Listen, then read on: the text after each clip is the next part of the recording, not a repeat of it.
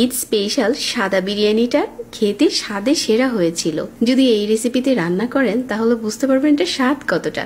বিরিয়ানি রান্নার জন্য নিয়ে নিচ্ছি প্রাণ চিনি গুঁড়া সুগন্ধি চাল 1 প্যাকেট। চালটা হচ্ছে একটা বাটিতে নিয়ে পর্যাপ্ত পানি দিয়ে ভিজিয়ে রাখছি। আর এখানে 1.5 কেজির মতো হচ্ছে কিউব করে কেটে নেওয়া মাংস নিয়েছি। এখন একটা প্যানে দিয়ে দিচ্ছি 1 কাপ রান্নার তেল, সাথে দিয়ে দিচ্ছি 1 কাপ পেঁয়াজ কুচি। তেলের সাথে এই পেঁয়াজ কুচিটা ভালো করে ভেজে যখন বেরেস্তা হয়ে গেছে, ঠিক এই পর্যায়ে হচ্ছে অর্ধেক এখান থেকে উঠিয়ে রেখে দিচ্ছি, যেটা কিনা আমরা পরে বিরিয়ানিতে ছড়িয়ে দেব। আর এই পেঁয়াজ কুচির মাঝে দিয়ে দিচ্ছি 2 টেবিল চামচ আদা বাটা আর 1 টেবিল চামচ রসুন বাটা। মাংসটা দিয়ে দিলাম এখন, আর উপরে দিয়ে দিচ্ছি কাঁচামরিচ ফালি করে নেওয়া 10 থেকে 15টার মতো।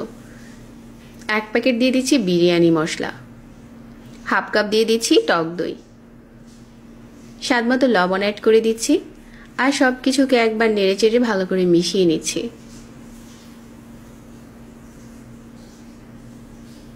এখন ঢাকনা দিয়ে ঢেকে কষিয়ে নেব।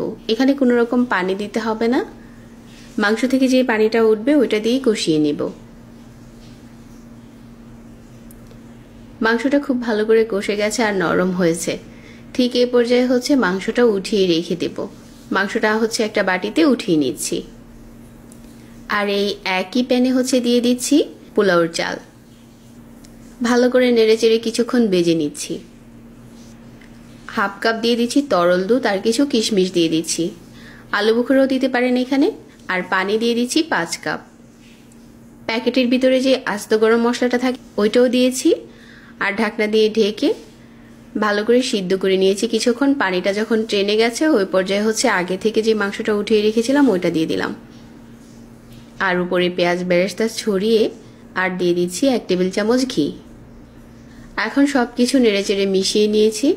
এটাতে বাড়তি কোনো ঝামেলা নেই, আর খেতেও অনেক টেস্টি ছিল।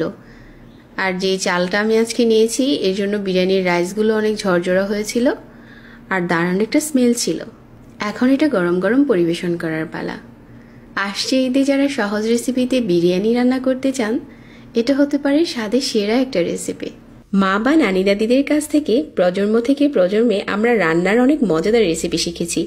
ঠিক তেমনি চিনি গুঁড়া চাল দিয়ে আপনার শেখানো সেই সব মজাদার রেসিপি শেয়ার করুন আমাদের সাথে।